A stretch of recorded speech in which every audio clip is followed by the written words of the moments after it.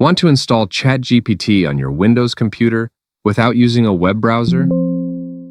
In this video, I'll show you how to download and set up the official ChatGPT app directly from the Microsoft Store on Windows 10 and Windows 11.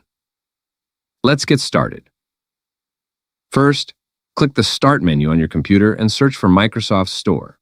Open the Microsoft Store app and wait for it to load completely. Once you're inside, click the search bar at the top and type ChatGPT. From the search results, look for the official ChatGPT app and select it. Make sure you're choosing the official version before continuing. Now click the Get or Install button. The Microsoft Store will begin downloading and installing the app automatically.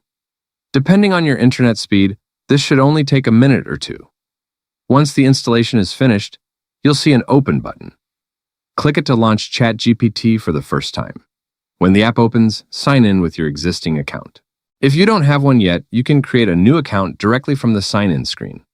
After logging in, you'll have full access to ChatGPT right from your desktop without needing to open a browser tab every time. For even faster access, you can pin the app to your taskbar or Start menu so it's always just one click away. You now have the official ChatGPT app installed and ready to use on your Windows PC.